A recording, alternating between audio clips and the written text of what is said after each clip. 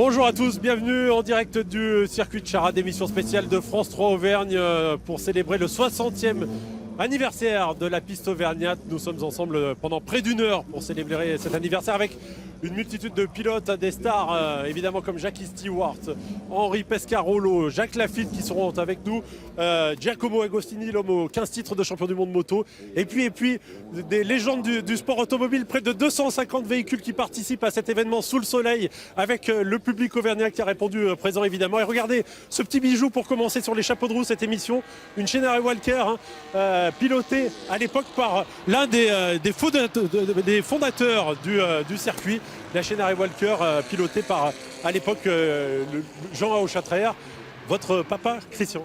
Voilà, il avait gagné la course de côte de la Baraque dans sa catégorie avec cette voiture en 1933. Cette voiture qui a été restaurée par monsieur Roblot, ici présent.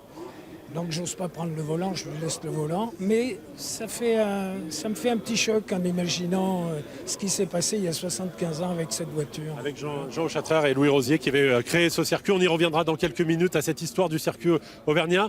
On vous laisse prendre la piste, messieurs. Il y a beaucoup d'émotions, j'imagine. Beaucoup. Merci.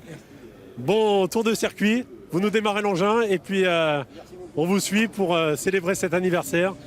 C'est magique de voir cette voiture qui avait battu un record de vitesse en octobre 1930. Elle avait atteint les 130 km/h et à l'époque, évidemment, c'était vraiment exceptionnel. Ça se passait sur le circuit de Montlhéry, en région parisienne. Et là, elle prend la piste de Charade, voilà, comme un clin d'œil à l'histoire avec le fils du fondateur, Jean Auchatrer, qui est évidemment très ému. Il y aura beaucoup de pilotes qui participent à cet anniversaire, je vous le disais. On va retrouver, pas très loin de là, sur la ligne de départ, Fabien Gandillon, avec déjà des invités, Fabien. Et oui Jean-Luc, on n'est pas très loin et surtout on est avec un invité de marque. Nous sommes avec Sir Jackie Stewart. Sir Jackie Stewart, triple champion du monde de Formule 1, 9 saisons en activité, 99 grands prix courus. Hello Sir Jackie Stewart. Please use the microphone, please.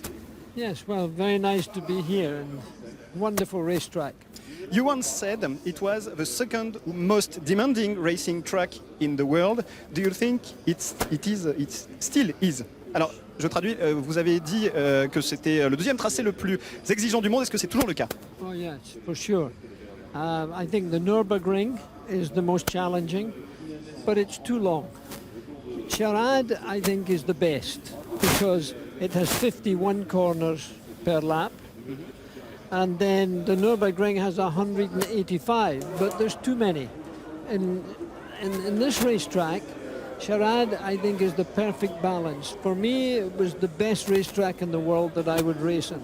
Alors ce qu'il nous dit, c'est que pour lui c'est le deuxième plus exigeant, c'est le Nürburgring en Allemagne, mais que celui-ci a l'avantage d'être un peu plus court et que donc c'est un équilibre un peu meilleur entre le nombre de virages et la longueur, puisque selon lui le Nürburgring c'est certes beaucoup plus exigeant mais beaucoup trop long. Because the track runs along mountain edges, it was dangerous too. Was it part of the pleasure? Well, in my time, in any case, all of the racetracks were dangerous. There was no safety of any kind.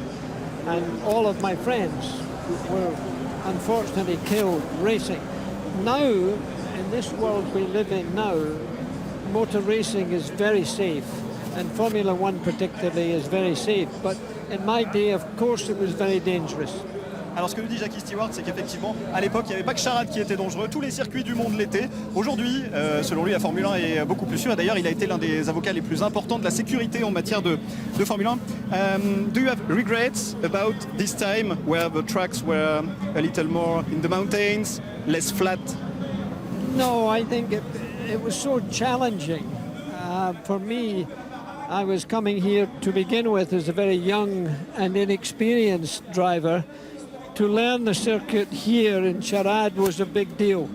And my first Formula One race, I was second to Jim Clark, who was my hero. So it was a big day for me. Alors ce qu'il nous explique, c'est que bon certes c'est pas forcément des regrets, mais c'était des circuits sur lesquels il était très difficile de courir, mais c'était des très bons circuits pour apprendre. You on the 4 Formula One races took place here. You were on the starting line of the 4 races. What's your best memory about your races in Charade? Well, I think my best memory is winning because I won here twice, the Grand Prix of France. And that was for me a big deal because one of the times I was with Elf, which was a French company, and therefore it was a big thing for French racing. So I have very many happy memories, particularly from this racetrack. Alors ce qu'il nous explique, je lui ai demandé quel était son meilleur souvenir. Il nous a expliqué que c'était à l'époque où il courait pour Elf, qui était aussi une écurie française, mais en fait il a beaucoup de très bons souvenirs sur ce circuit. Thank you, Sir Jackie Stewart, for being here. Merci beaucoup. Merci beaucoup. Jean-Luc, je vous rends l'antenne. Vous êtes avec quelqu'un qui connaît très bien ce circuit. Qui connaît très bien ce circuit, puis qui connaît très bien aussi Stewart. Jean-Paul Renvoisé est ancien journaliste de l'équipe. Vous avez suivi évidemment la Formule 1, le championnat du monde des rallyes. Vous avez suivi Jackie Stewart. Vous connaissez ces pilotes et ce circuit par cœur. Je vais vous dire mieux, la dernière victoire de Jackie Stewart, donc la deuxième en 72, c'était mon premier reportage et je me trouvais à Charade, juste à côté des tribunes, et j'ai assisté à un Grand Prix formidable. Et alors ce qui est extraordinaire, hein, c'est le rapport que vous entretenez avec ces pilotes. On voit qu'à l'époque, ils étaient très proches des journalistes, du public, très disponibles, on le voit aujourd'hui. C'est vrai que les pilotes étaient beaucoup plus accessibles. Il n'y avait pas tous les filtres et les barrages qu'il y a désormais. Et avant, c'est vrai, on faisait des grandes tablées, on parlait avec les pilotes. Ils nous racontaient un tas de choses qu'ils ne peuvent plus raconter maintenant. Mais c'est vrai que c'était une époque bénie pour les journalistes, pour les médias en général et les photographes. Et c'était formidable. On a vécu une époque formidable et Charade fait partie de cette époque à temps plein, quoi. Pourquoi ce circuit a autant marqué le public, les pilotes, les spectateurs? C'est un circuit qui a beaucoup de virages très difficiles à négocier. Comme disait Agostini hier, c'était un circuit d'hommes et il y avait beaucoup de dénivelé. Et c'est très rare. Maintenant, tous les circuits de Formule 1, les grands circuits sont plats. Ici, il y avait des montées et des descentes. Il y avait des virages avec différents rayons de courbe. Et c'était un circuit très difficile à apprendre et à négocier. Ouais, on le voit avec les images tournées ce matin sur les premières démonstrations avec les monoplaces. Tous les pilotes ont la banane avant de prendre le départ, mais comme des enfants. Hein. Mais oui, parce que c'est un circuit atypique qui n'existe plus désormais. On n'a plus ce genre de circuit. C'est un circuit qui fait partie des mythes comme le Nürburgring en Allemagne et comme Spa en Belgique. Ce sont des circuits qui restent dans les mémoires des spectateurs et des pilotes. Alors évidemment, il reste dans les mémoires, mais il a une histoire incroyable, ce circuit. C'est ce que nous allons voir avec ce reportage de Fabien Gandillon et Olivier Martinet. Retour sur la création de ce circuit avec Jean Auchatrer, on le disait tout à l'heure, et Louis Rosier, qui ont eu cette idée magnifique de venir ici, au pied des volcans, au cœur des volcans, pour créer un circuit automobile qui a laissé des traces, évidemment, dans la mémoire des pilotes. Regardez. Là, c'est le petit gauche avant le belvédère, ça continue à aller très vite. Quand Michel Tassé prend la départementale 5F au-dessus de Roya, il voit bien plus qu'une route de campagne.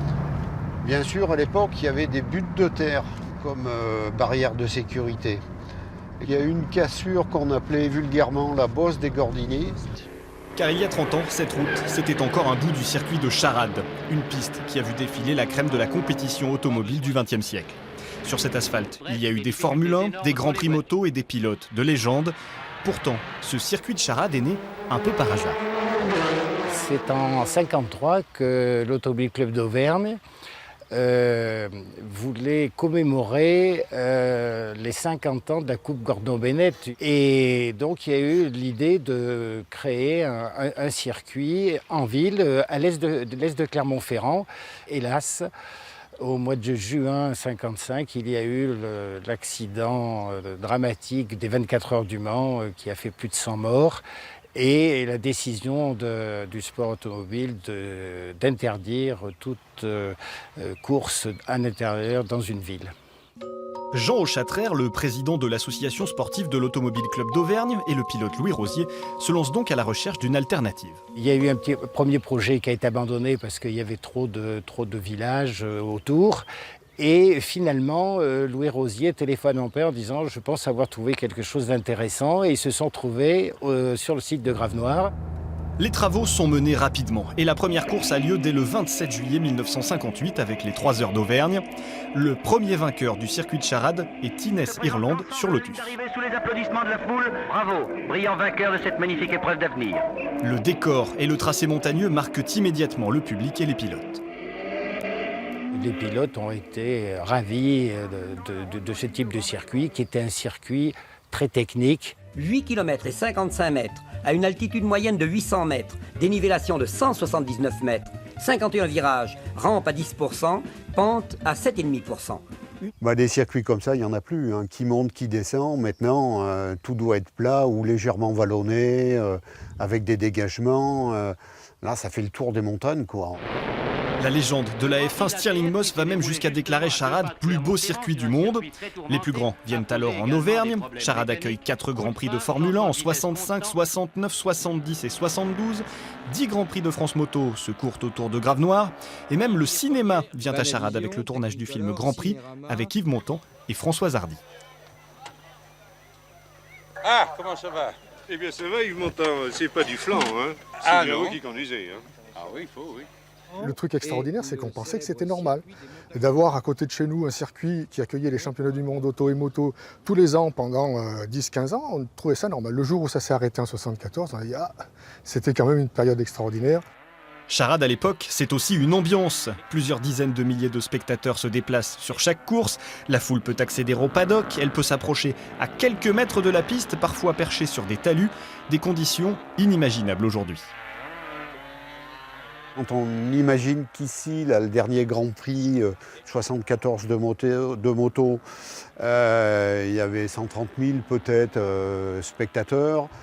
Les spectateurs étaient assis sur les bottes de foin et la course est quand même bien passée parce que les pilotes ont fait attention de ne pas faire de problèmes ici. C'était la course qui a été la plus terrible sur le plan de la sécurité. La sécurité, c'est ce qui va condamner le tracé originel du circuit de Charade. Si dans les années 50, les pilotes acceptaient les talus et les bottes de paille, dans les années 70, les courses auto se tournent vers des circuits plus modernes et plus sécurisants. La Formule 1 fait ses adieux à Charade en 1972, suivi du Grand Prix moto 2 ans plus tard. Une épaule déchirée, quelques égratignures. Y a-t-il du mal? Un commissaire se précipite? Il y a eu en fait du côté des pilotes un seul mort sur le circuit qui a été en 59, mais c'était un circuit, comme disaient certaines personnes, certains pilotes, c'était un circuit d'hommes, parce que c'était effectivement un circuit extrêmement difficile et dangereux dans l'absolu, mais c'était un circuit qui était respecté par les pilotes. Pour coller aux attentes modernes, Charade a été raccourci de moitié en 1989. Réaménagé aux normes contemporaines, transformé en circuit permanent, le nouveau tracé perpétue la tradition du circuit de montagne auvergnat. Mais pour les puristes, rien ne vaudra jamais le belvédère, les jumeaux et la descente de Grave-Noir. Retour en direct des stands du circuit de Charade avec Henri Pescarolo qui nous a rejoint, qui regardait ce reportage attentivement parce qu'il y a des images superbes, Henri. Avec beaucoup de nostalgie, de revoir le circuit, c'est extraordinaire pour nous parce que c'était vraiment, on l'a dit d'une manière presque banale à l'époque, le plus beau circuit du monde ou l'un des plus beaux circuits du monde. Alors revenir à Charade, revenir à Clermont-Ferrand, déjà c'est une très bonne initiative de faire revivre un peu cette légende. Mais quand on regarde ces images, effectivement, et qu'on voit le circuit nouveau tel qu'il est, ça n'a plus rien à voir. Ouais, alors évidemment, votre nom est attaché aux 24 heures du Mans, 33 participations, 4 victoires. Mais Charade, vous y avez couru en Formule 1 et c'était fantastique. Mais Charade, ça a été lors de ma première saison de course en 1964, en Lotus 7. J'avais gagné toutes les courses du début de saison. Et on m'a prévenu, il dit attention à Charade, tu ne gagneras pas parce qu'il y a un petit gars là-bas qui s'appelle Patrick Depailler, il est imbattable. Donc c'était la découverte du circuit de Charade. Patrick n'a pas gagné, moi non plus d'ailleurs, on a tous les deux eu des ennuis. Puis après je suis revenu pour le Grand Prix de France, c'était mon premier Grand Prix de France avec Matra, la Matra MS 120. J'ai réussi à marquer des points, je suis arrivé 5e. Ensuite, je suis revenu à un Grand Prix de France avec Frank Williams. Et puis ensuite, on est repassé à Charade pendant le Tour de France avec les 650. Et tout le monde se souvient de cette fabuleuse épopée du Tour de France avec les voitures du Mans sur route ouverte. Alors évidemment, on le disait dans le reportage, un circuit d'hommes, c'est la descente, c'est 52 virages, la descente sur grave noir. C'est ça qui était impressionnant dans le pilotage. À l'époque, tous les circuits étaient des circuits d'hommes. Il faut dire qu'il y avait beaucoup de circuits très rapides. Le circuit était très dangereux, mais ça ne nous importait absolument pas. On n'y pensait pas, on ne pensait pas au danger. Donc ce qu'on voulait avant tout, c'est un circuit intéressant. Et le circuit de Charade représentait tout ce que l'on recherche et tout ce que l'on aime, c'est-à-dire un circuit très varié, des courbes très rapides, des descentes, des montées, des courbes très techniques, très lentes. Il y avait tout ce qu'on peut aimer. On disait c'est le petit Nürburgring. Effectivement, c'était le plus beau circuit français certainement, avec les 24 heures du Mans d'une manière tout autre, évidemment. Jean-Paul. Oui, 51 virages sur le grand circuit de 8 km. Quelle était la partie la plus délicate à négocier? C'était les jumeaux, c'était l'enchaînement le plus difficile? Je crois que tout était délicat ici. Déjà, la première courbe après le départ, là, elle n'a pas changé, c'est toujours pareil. La ligne de départ au même endroit, la courbe à gauche, il y avait souvent des carambolages à cet endroit-là. Après, on montait, puis il y avait une descente fabuleuse dans laquelle on voyait Clermont-Ferrand. Au bout, on avait l'impression d'être en hélicoptère. C'était très très technique cette descente, très rapide d'abord, ensuite très technique. Ensuite la remontée, c'est là où j'ai eu une sortie de route monumentale pour mon deuxième Grand Prix de France, parce que le pilote devant moi a mordu les deux cordes en haut de la montée, je suis arrivé dans le brouillard, et tout était impressionnant sur ce circuit. Vous avez parcouru le nouveau circuit de 4 km, donc réduit de moitié ce matin. Est-ce que l'esprit est préservé sur ce circuit? On le voit en image d'ailleurs, hein, ce nouveau circuit. Ça dépend de quel esprit on parle. C'est l'esprit d'un circuit moderne, c'est-à-dire qu'il est trop lent pour nous. C'est vraiment un circuit très technique et très lent. Par contre, on préserve complètement le cadre de Charade, c'est-à-dire que c'est un endroit tellement merveilleux dans les montagnes. Il y a quand même du relief, il y a des montées, des descentes. C'est une succession de virages très lents. Et ça, personnellement, c'est tout ce que j'aime pas. Ouais, forcément, il y a beaucoup de pilotes qui sont nostalgiques de l'ancien circuit. On va retrouver dans le paddock Fabien, avec peut-être du public qui, sous le soleil, est ravi cet après-midi.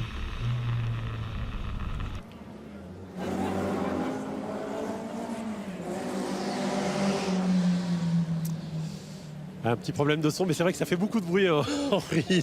Enfin, je n'irai pas jusqu'à dire vive les voitures électriques, mais quand même. Et donc on vous laisse peut-être rejoindre la grille de départ, parce que vous allez encore piloter cet après-midi, évidemment, avec un grand bonheur. Voilà, on va faire entendre le V12 de nouveau au public qui adore cette musique. Ouais, le V12 du Matra, ça aussi c'est un bonheur quand vous reprenez ce volant. Oui, parce qu'il faut se souvenir que quand Jean-Luc Lagardère a commandé ce V12 à ses motoristes, il a dit « Je veux que mon V12 ne fasse pas du bruit, mais de la musique ». Et il y est arrivé.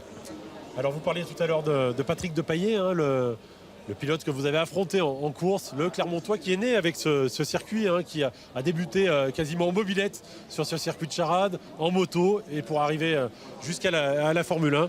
Portrait de ce pilote hors norme, Patrick Depailler, regardez.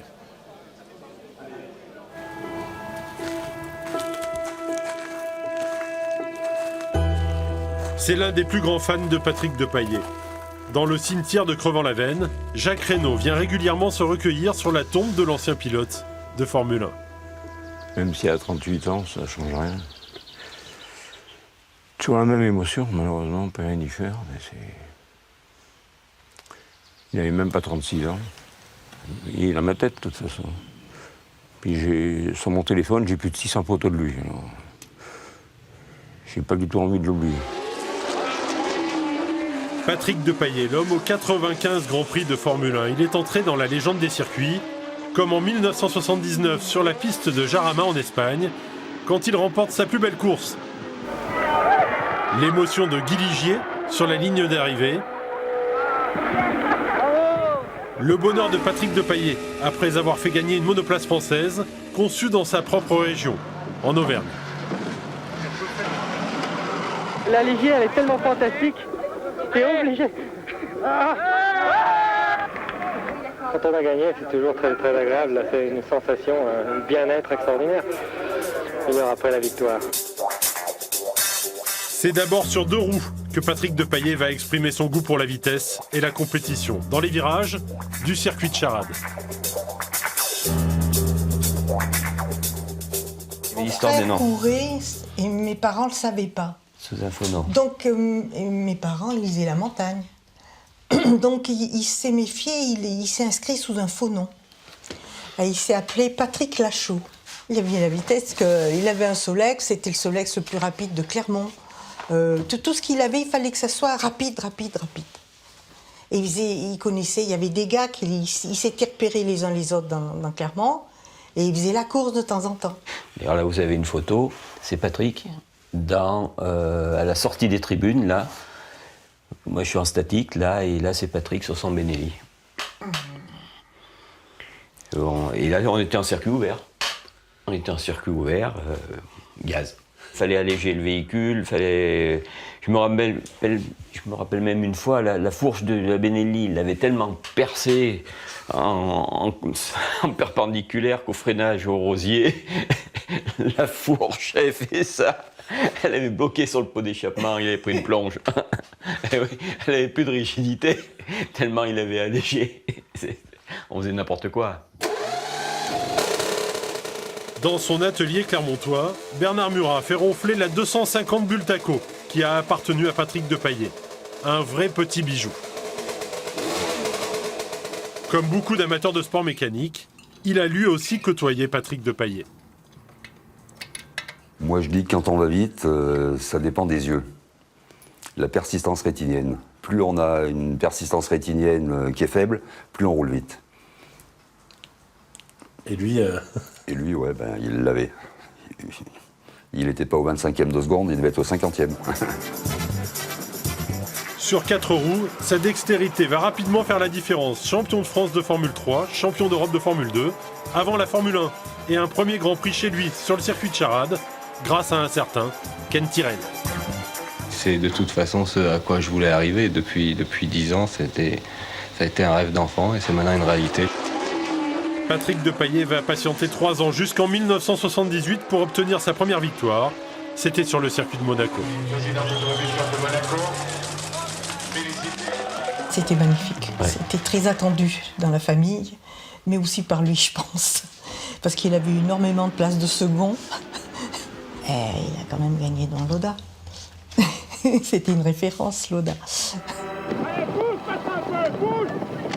Le goût de la vitesse, l'amour du risque, qui peuvent parfois coûter très cher, comme en juin 1979. Patrick Depailler est victime d'un accident de deltaplane sur les pentes du Puy-de-Dôme. Il souffre de multiples fractures. Beaucoup pensent que sa carrière de pilote est alors terminée. Il faut être libre, il faut être soi-même. Et pour moi, j'avais besoin de faire de la moto, de faire de la plongée sous-marine, de faire de l'aile volante, de pratiquer des tas de sports. J'ai eu un accident, on en parle. 1 an plus tard seulement, il parvient à retrouver un volant de Formule 1, celui de l'Alfa Romeo, mais à Hockenheim, en séance d'essai privé, un incident mécanique propulse sa monoplace contre le mur à 280 km/h. Patrick Depailler décède ce 1er août 1980. On s'est dit qu'il avait bien vécu. Oui, c'est vrai, on s'est dit... Parce que c'est vrai, au fond, il a vécu tout le temps. Il a tout le temps vécu de cette manière. Il a vécu à fond. Il a vécu à fond. Il perdait pas de temps. Il vivait bien sa vie. Non, il vivait bien sa vie.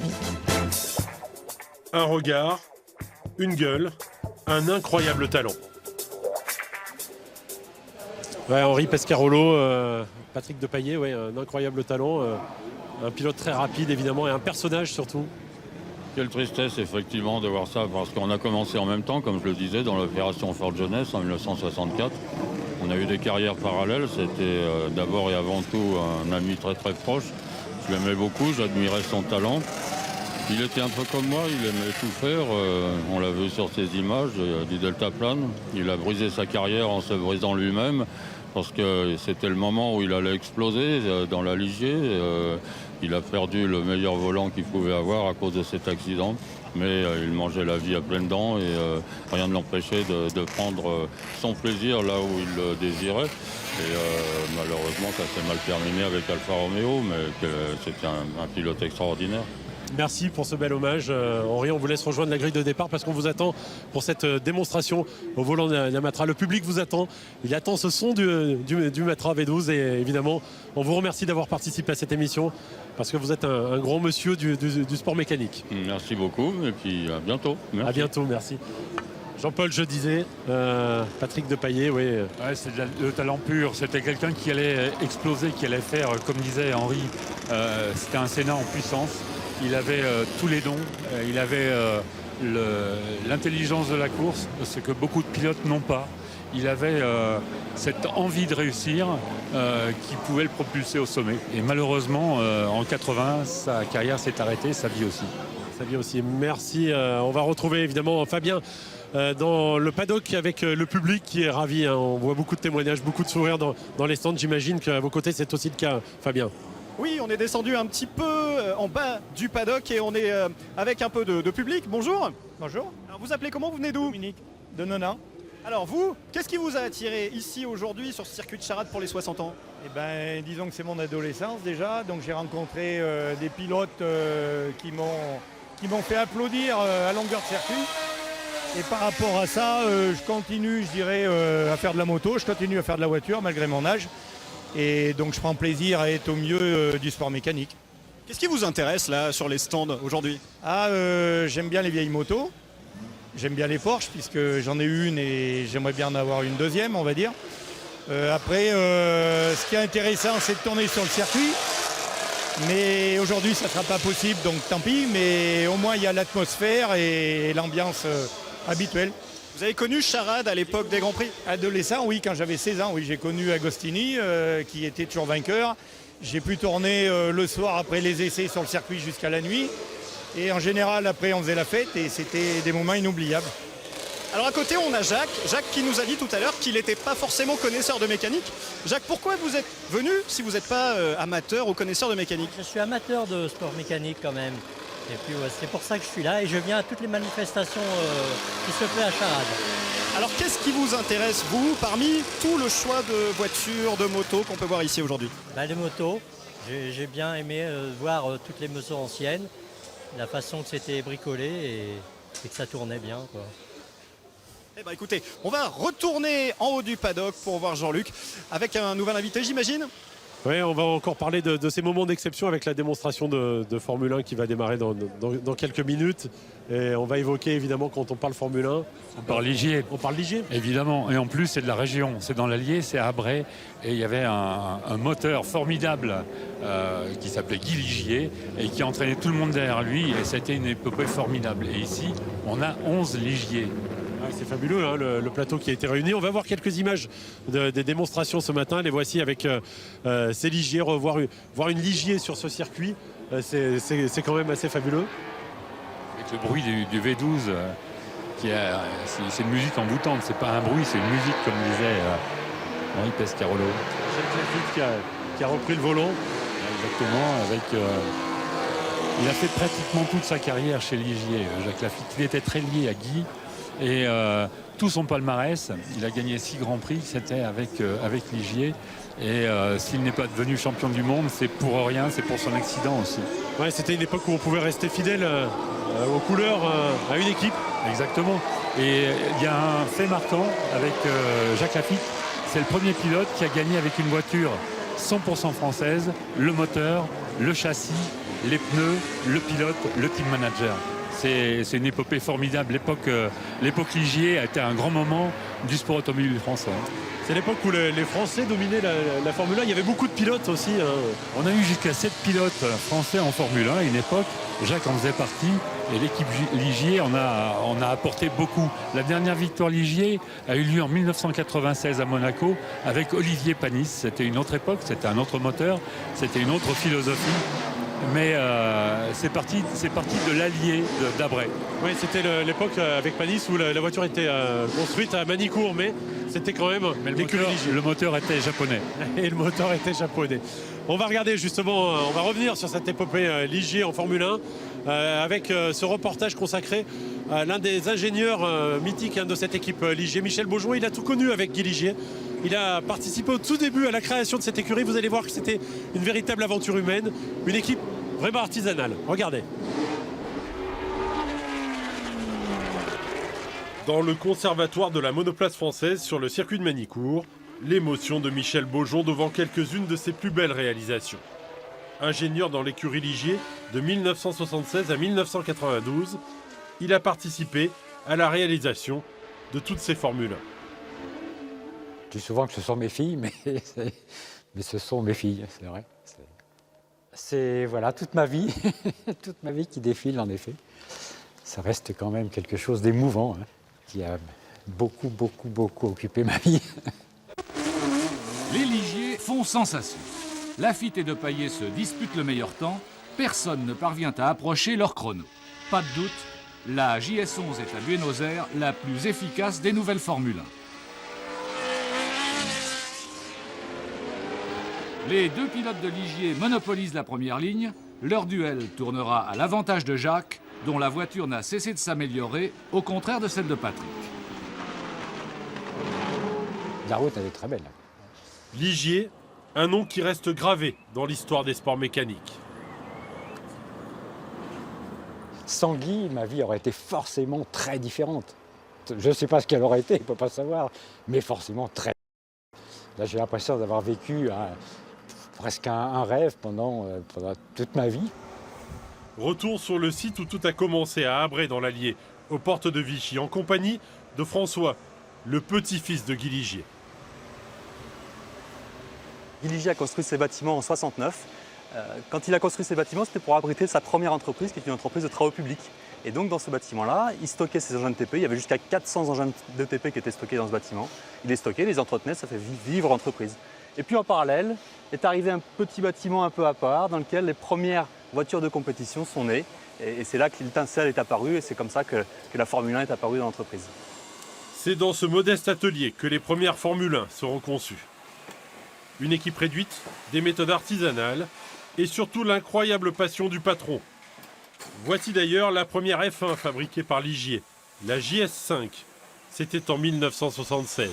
Je puis vous dire que pour moi c'est un grand jour et je crois que toute l'équipe a fait une très belle voiture et je pense une très bonne voiture. C'est un Guy Ligier heureux que nous voyons aujourd'hui. Très heureux. Je puis vous dire que c'est, je pense, un des plus beaux jours de ma vie. De cette époque, il ne reste que quelques posters accrochés au mur. On est passé notre vie, on peut presque dire nos samedis, nos dimanches, nos nuits.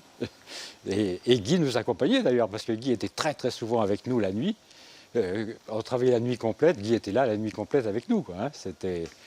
Il s'intéressait énormément à la technique, il voulait tout comprendre, tout savoir, ce qui était très sympa, quoi. Au total, 12 Formule 1 sortiront de ces ateliers de 1976 à 1988, avant le déménagement de l'écurie à Magny-Cours.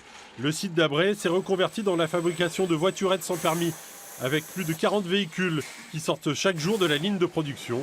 Une idée de Guy Ligier. Guy Ligier avait lancé l'activité de compétition automobile, il avait en parallèle l'activité de travaux publics, et le travaux public au milieu des années 70 s'est arrêté. Et donc il fallait reconvertir ce site industriel, préserver l'emploi, protéger l'emploi. Et donc Guy Ligier a eu cette idée de prendre un scooter, d'y mettre 4 roues, d'y mettre un toit, un volant et d'en faire une voiture sans permis. L'anecdote que les gens ne savent pas, c'est que la toute première voiturette, la JS4, elle a été conçue par le bureau d'études, dessinée par le bureau d'études de la Formule 1.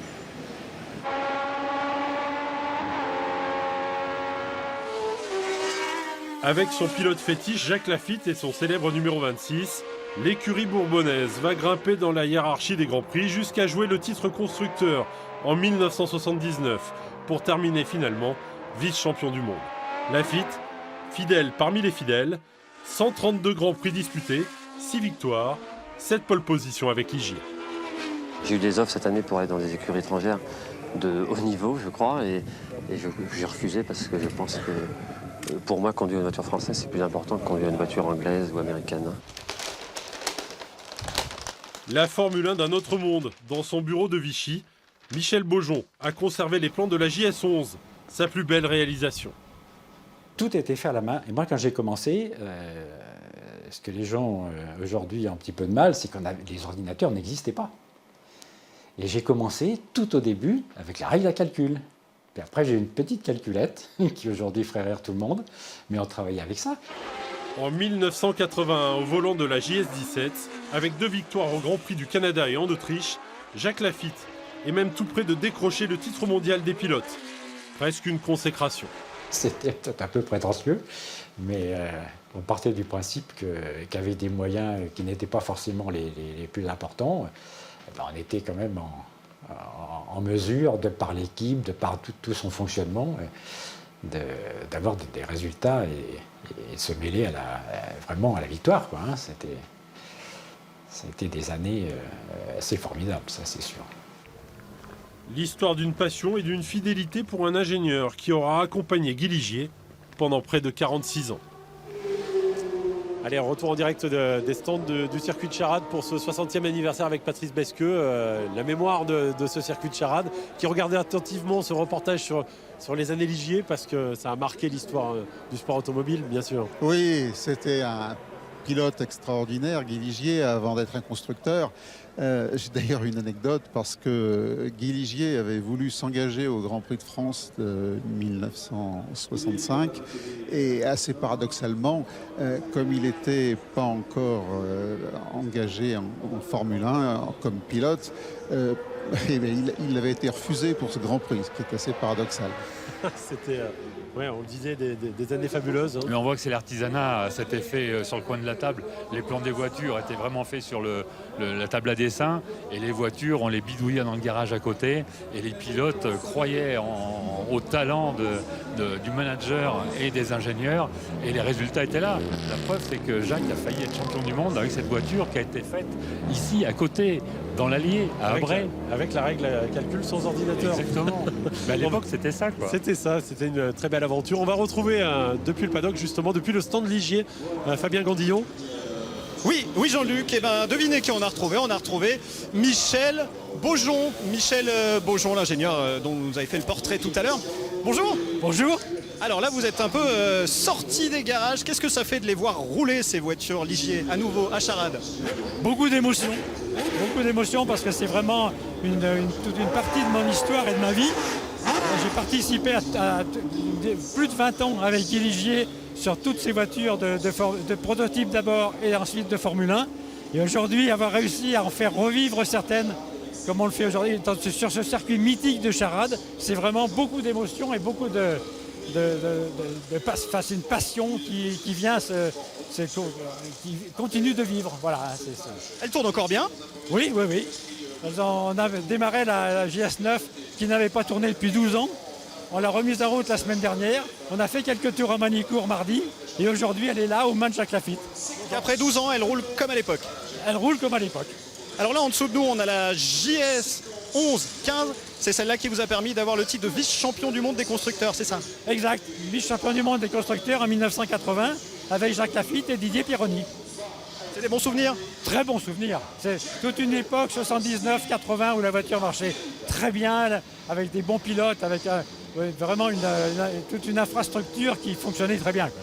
Alors, on aurait tort de penser que Ligier, ça s'est arrêté aujourd'hui. Alors c'est une écurie auvergnate, on le rappelle, qui construit ses voitures à Vichy. Ligier aujourd'hui, ça continue. On voit d'autres modèles beaucoup plus récents là. Oui, Jacques Nicolet, suite à son association avec Guy Ligier, continue aujourd'hui de faire vivre le nom et la mémoire de Guy. Donc ça, pour moi, c'est vraiment quelque chose de très important, parce que j'étais très très attaché à cette marque, bien sûr. Et toutes les nouvelles Ligier modernes qui aujourd'hui apparaissent sur le marché contribuent à continuer de faire vivre ce nom. Donc c'est pour nous très important, quoi. Et on remercie vraiment Jacques Nicolet pour tout ce qu'il a fait, tout ce qu'il apporte aujourd'hui à la marque. Alors, elle s'appelle toujours JS. Toutes les voitures de chez Ligier s'appellent JS, y compris les JS qui sortent aujourd'hui. Vous pouvez nous rappeler pourquoi? Oui, ça, ce sont les initiales de Joe Chesser, qui était le véritable ami, presque le frère de Guy, et qui couraient ensemble en Formule 2, puis ensuite en Formule 1. Et Guy, quand son ami s'est tué à Rouen, ils avaient décidé l'année suivante, en 1969, de construire ensemble des voitures. Et donc, suite à la mort de Joe, Guy a continué tout seul l'aventure et a décidé d'aller jusqu'au bout de son idée, de construire les voitures. Et en hommage à Joe, toutes les voitures s'appellent JS, ce sont les initiales de Joe Chesser. Voilà, et elle s'appelle encore JS aujourd'hui. Jean-Luc, je vous rends l'antenne, je n'entends plus ma propre voix. Vous allez sans doute être plus audible. Oui, quoique dans les stands, il y a aussi beaucoup de bruit. Patrice, vous avez le sourire parce que voilà, il y a du bruit, il y a le public qui applaudit, qui se lève derrière vous pour ces démonstrations. Ouais, c'est assez fantastique. Hein. Grand moment. C'est un vrai bonheur d'entendre cette sonorité dans les paddocks.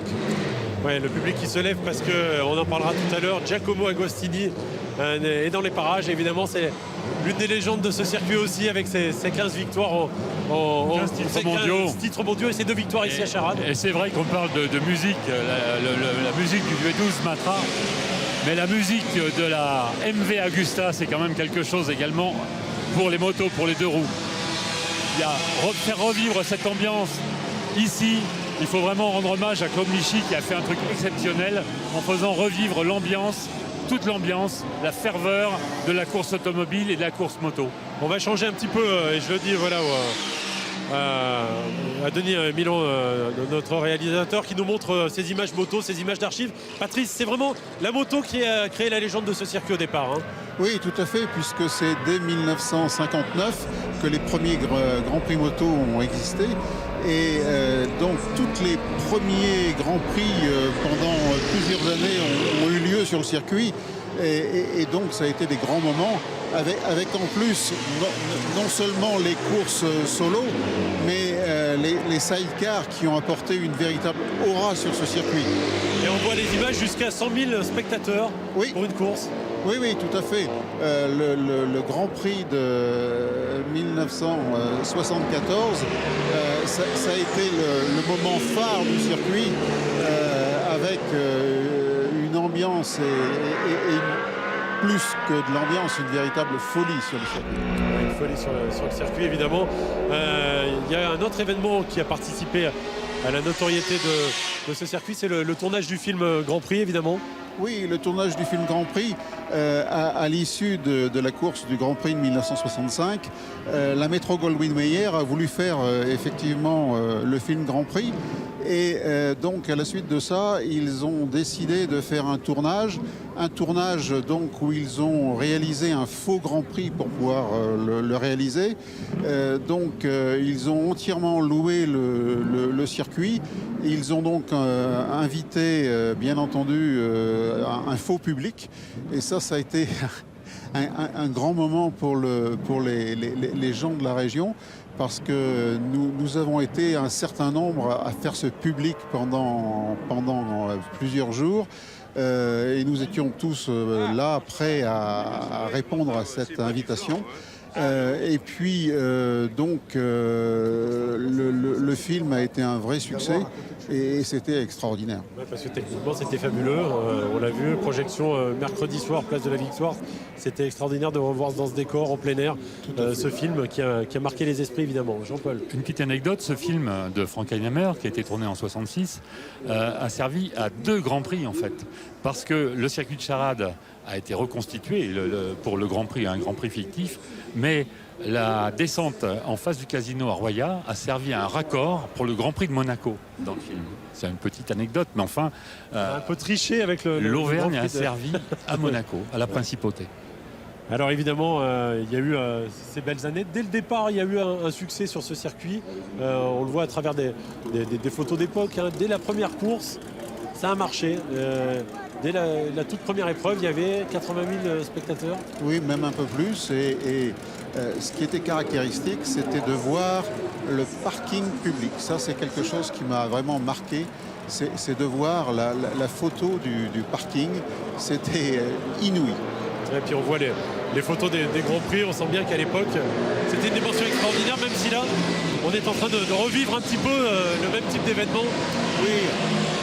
Ce qui est merveilleux, c'est cette ambiance, cette sonorité, cette couleur, cette odeur, parce que l'odeur est extraordinaire, et ce bruit.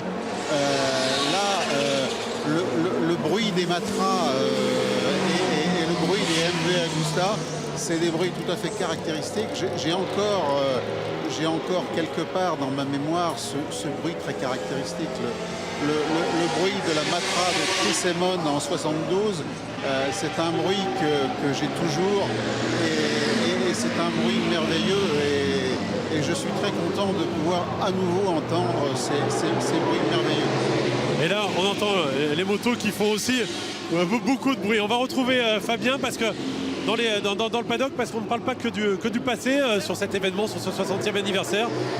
On évoque aussi le futur, c'est ça Fabien ? Oui Jean-Luc, on évoque le futur avec Serge Grisin, c'est ça, je ne dis pas de bêtises ? Tout à fait, oui.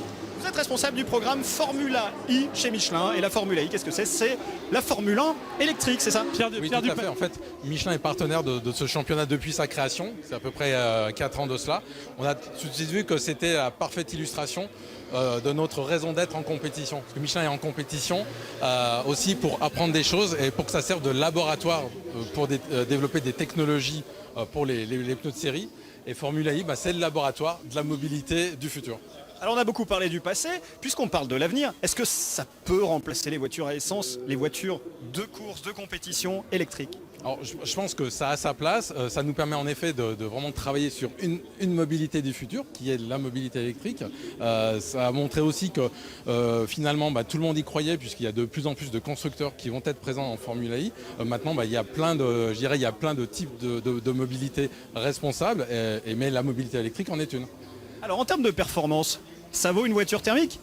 Alors aujourd'hui, ce championnat de Formula I, il se passe uniquement, et c'est une des spécificités, ça se passe uniquement en centre-ville, sur des circuits construits pour l'occasion. Donc forcément, la vitesse maxi de ces voitures est limitée, elle est autour de 220 km/h. Mais je dirais, pour une voiture, ça reste quand même des vitesses très élevées.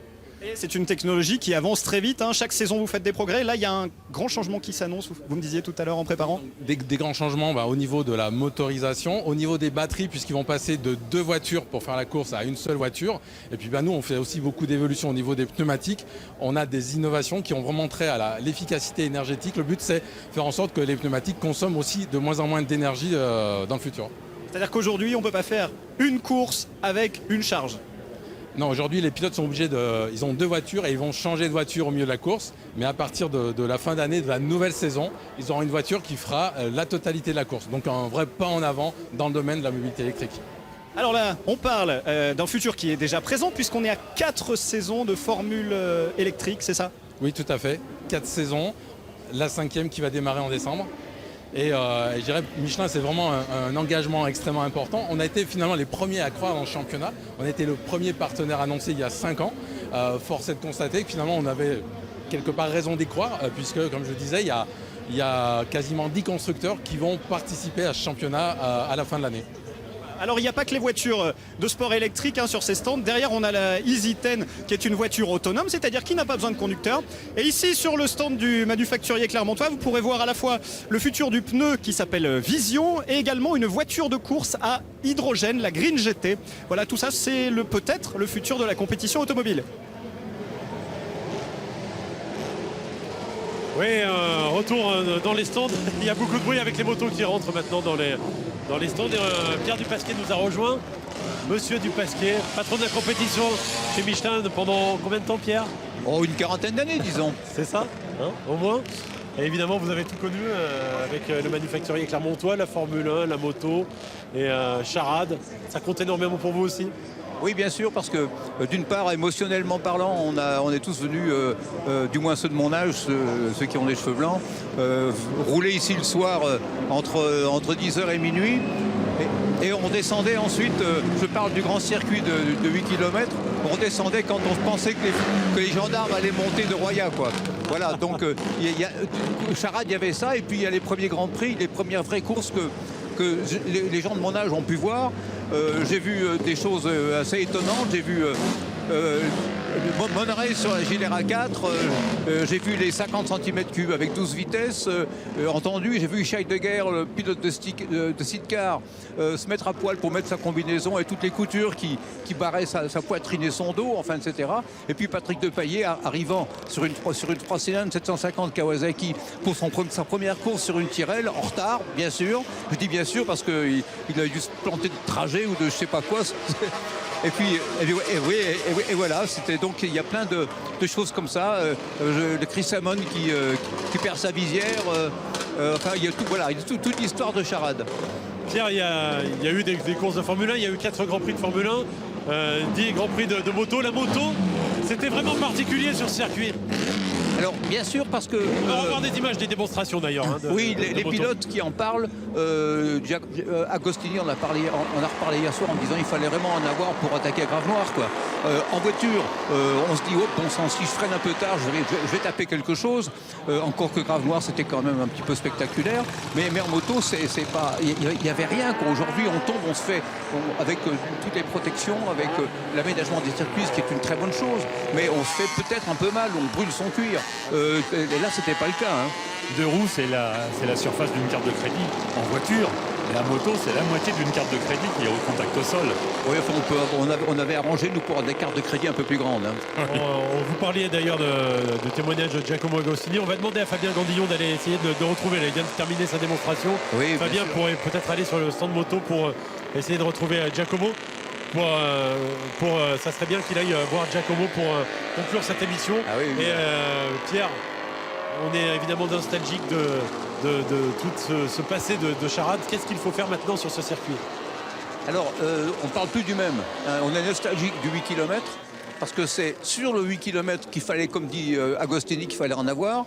Actuellement, c'est un circuit qui est devenu un circuit très intéressant, qui est bien situé, qui est merveilleux, mais ce qui est encore dangereux d'ailleurs, parce qu'il y a plusieurs points où si on se loupe, on voit le mur qui se jette sur nous, donc c'est un peu difficile. Mais c'est pas ce qu'on cherche maintenant. C'est un beau circuit qui est bien présenté, bien organisé, qui fonctionne bien, sur lequel on peut faire énormément de choses. Et puis, dans ce coin-là, pourquoi pas essayer de faire autre chose que simplement conduire des objets mécaniques. On peut aussi imaginer de faire un centre de développement de l'hydrogène ou des choses comme ça, par exemple. La Formule 1 électrique, vous y croyez? Vous êtes plus réservé? Je sais pas. J'ai dit moi je peux pas y croire parce que si un objet de sport mécanique ne fait pas de bruit, il n'existe pas pour moi. Voilà, ça c'est fait. Maintenant pour les jeunes, pour les jeunes aujourd'hui qui ne sauront pas que ces machines-là dans le temps faisaient du bruit, eh ben ça sera normal.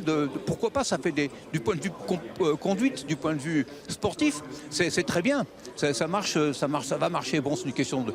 Ils l'ont présenté trop tôt à mon avis, parce que tous les 6 mois, il y a un progrès important qui se fait. Donc il faut prendre son temps pour arriver avec des machines qui sont séduisantes, avec des courses des voitures puissantes. Actuellement, ça roule comme une Formule Renault, bon c'est bien, mais enfin c'est dire, c'est pas, ça ne peut pas se comparer avec une voiture de haut niveau. Voilà. Haut niveau, bien sûr, avec une voiture. Je pense que la présentation de tout ce qui est électrique est anticipée par rapport aux progrès qui vont être faits et aux résultats qu'on pourrait avoir. Mais bien sûr. On sait déjà qu'il y a des machines qui sont extrêmement performantes et ça peut l'être et ça l'est. Donc il n'y a pas de souci à ce sujet-là. Mais c'est une question de présentation et de compétition en quelque sorte. Bon, dans sa configuration actuelle, ça sera compliqué de revoir des grandes compétitions ici à Charade évidemment, compte tenu des contraintes environnementales aussi. On rappelle qu'il n'y a que 10 jours de compétition autorisés sur le circuit. Ouais, il y a 10 jours de bruit. 10 jours de bruit. Alors il y a eu le gros problème du bruit qui a été estimé à des valeurs qui défiait l'intelligence. Bon, tout ça, on travaille d'ailleurs en parfait accord avec la commune de Saint-Genès-Champanel. Tout se passe très bien, mais on comprend nous-mêmes d'ailleurs. On n'est pas des faiseurs de bruit à outrance. Moi, ceux qui passent devant chez moi sur la roue arrière avec des motos de cross, je sors le fusil de chasse. Hein. Non, mais voilà. Donc, je dirais c'est normal. Il faut qu'on se respecte les uns les autres et on ne cherche pas à faire du bruit et à embêter les gens. Mais toute cohabitation peut être intelligente, elle n'est pas forcément agressive. Bien sûr, bien sûr. On va conclure là-dessus, messieurs. Absolument. On va conclure là-dessus en vous remerciant d'avoir participé à cet événement. C'est ce 60e anniversaire du circuit de Charade, avec des moments d'exception, hein, comme le qualifiait le programme. Mais c'est vrai que c'était exceptionnel de revivre tout ça, de revivre cette ambiance ici à Charade. Et ça va encore durer tout le week-end, évidemment. Merci à toute l'équipe qui m'a aidé à préparer cette émission, à Denis Milan, le réalisateur, et évidemment Laurent Marzurier, le rédacteur en chef, Marc Déhan en régie, et toute l'équipe technique, parce qu'il fallait se mobiliser avec le bruit, évidemment, des moteurs. Oui. On est ravis de vous avoir présenté cette émission. À très vite sur le circuit de Charade ou ailleurs. Bonne journée. Merci, au revoir.